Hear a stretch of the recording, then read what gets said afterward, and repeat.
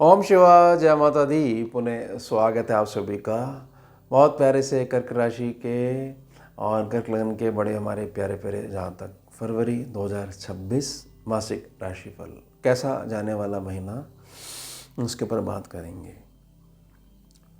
बहुत कम शब्दों में और काफ़ी कम समय लेते हुए मैं अपनी बड़ी सीधी सी बात आप सब लोगों के आगे रखूँगा, प्रार्थना करूँगा। पिछले महीने को देखें, सूर्य शुक्र मंगल बुध 7वें सेक्शन में बैठे हुए थे मकर राशि में। इस महीने भी ये आगे मूव कर जाएंगे, एक एक करके धीरे धीरे आगे पहुंच जाएंगे। अच्छी बात रहेगी, शुक्र जो अस्त प्रभाव में थे वो अस्त प्रभाव जो है इनका हट जाएगा। बुध अस्त थे वो हट जाएगा, हालांकि 20 तारीख के पश्चात जो है वक्री स्वभाव को धारण कर लेंगे। मंगल अभी जो अस्त प्रभाव में चल रही है ऐसे ही चलेंगे। सूर्य भी 13 तारीख के पश्चात जो आगे पहुंच जाएंगे। अब ये जो कुंभ राशि जो है यहाँ पर पहले से राहु बैठे हुए हैं और ये अष्टम भाव है।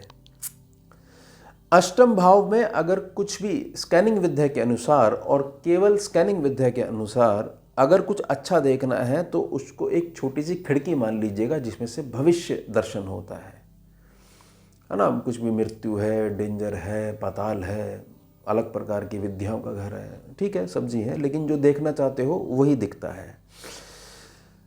अब भविष्य की जो दर्शन में जो खिड़की है, जो डायमेंशन है, उसमें इतने सारे ग्रह हो गए, पांचों के पांचों ग्रह हो गए, तो इसमें अच्छा क्या है। हमेशा से जातक को सिर्फ एक ही चीज ध्यान बना के रखनी है कि ग्रह के गोचर पे जब भी बात होती है तो ग्रह एक संभावना है, वह आपकी आंतरिक भावना के साथ मिलकर आपको रिजल्ट देता है। अब कर्क राशि और कर्क लगन का जातक अगर अपने रिएक्शन में हमेशा यही डाल के रखता है कि आज तक कुछ अच्छा हुआ ही नहीं है तो अब कैसे हो जाएगा, हम कैसे मान लें, तो उसके सामने जो चीज़ आएगी वह वही आएगी जो उसकी धारणा शक्ति के अनुसार है।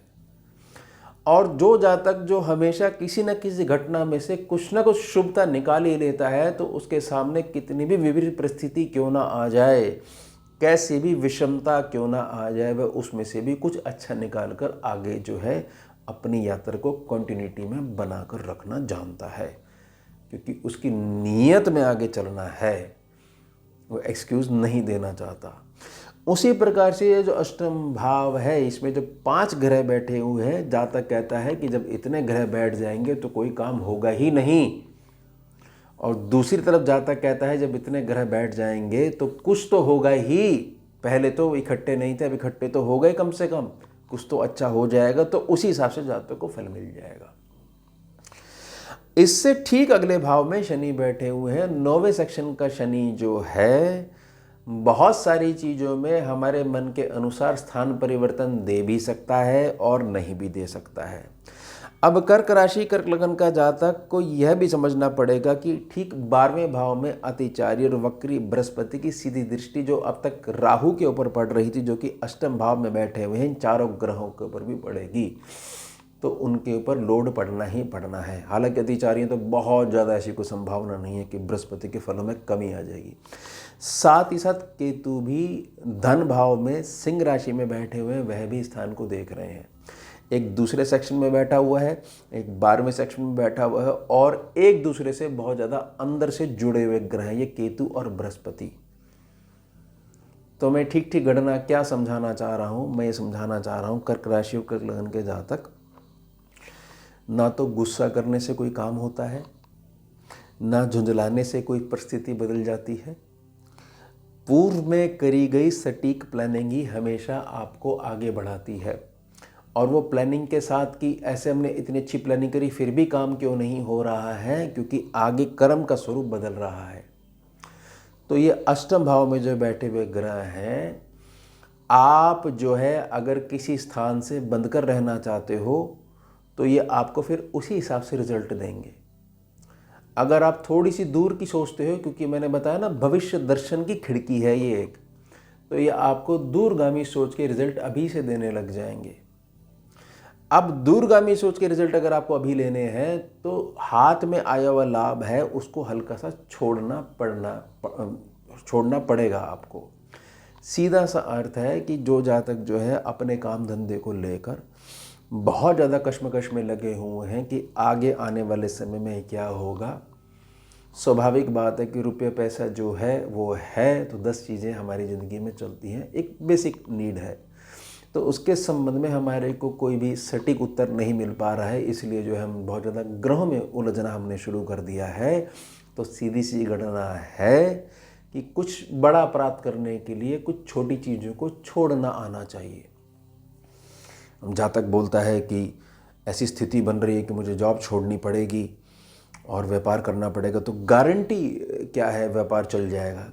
और व्यापार नहीं चला और ये मैंने छोड़ दी तो थोड़े बहुत जो मेरे पैसे आ रहे थे इनकी जिम्मेदारी कौन लेगा? तो जिम्मेदारी वही लेगा जिसको बड़े वाला सुख चाहिए, उसी को जिम्मेदारी लेनी पड़ेगी। दूसरा व्यक्ति कैसे जिम्मेदारी ले लेगा? सोच आपकी है, भाग्य आपका है, कर्म आपका है, कर्म आपने करना है। व्यक्ति दूसरा गारंटी ले लेगा तो सोचो कितना अंदर एक भय छुपा हुआ है जो आपको आगे कभी प्रोग्रेस करने ही नहीं देगा। तो मेरी निजी प्रार्थना रही कि थोड़ा सा संतुलन लेकर चलिए।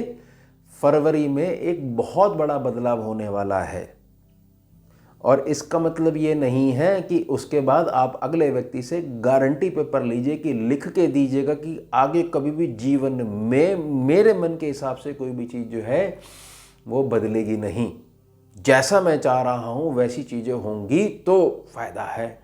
ऐसा नहीं हो सकता है। ये जीवन क्षेत्र है, ये जीवन दर्शन है, यहाँ पर धूप छाँव सुख दुख लगे ही रहेंगे।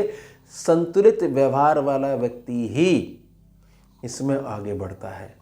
यही कारण है कि गोचर की कुंडली को जब समझाया जाता है तो हमेशा बीज क्लियर करके दिया जाता है और बीज केवल आपके आंतरिक मन से जुड़ा हुआ होता है। कर्क हो आप कर्क, पूरे का पूरा जो है भावना का भंडार हो, तो जैसी भावना होगी वैसी ही, जैसी आंतरिक दृष्टि होगी सम्मुख दृष्टि भी वैसी बदलनी शुरू हो जाएगी। पैनिक करने से कुछ नहीं होने वाला है। चीज़ें जो हैं अगर वर्क थोड़ा सा लेट हो रहा है तो उसमें भी राम जी अच्छा करवा रहे हैं, महादेव अच्छा करवा रहे हैं, मेरे गुरु अच्छा करवा रहे हैं, ये भावना मात्र ले आने से आपकी सारी चीज़ें ठीक होने लग जाएंगी। केवल इसी मूल मंत्र को अगर धारण कर लेते हो तो इस महीने में छुपे हुए बड़े लाभ आपका इंतज़ार कर रहे हैं।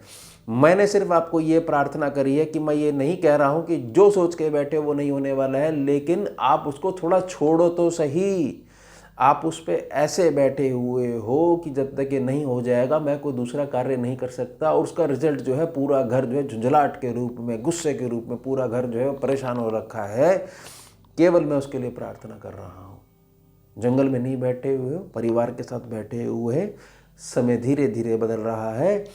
प्लीज़ ओवर पैनिक करना बंद कर दीजिए। स्वाभाविक है, कोई बात हमें सुनने को मिलती है, थोड़ा सा मन परेशान हो जाता है, दिमाग परेशान हो जाता है, ठीक है, इट्स ओके।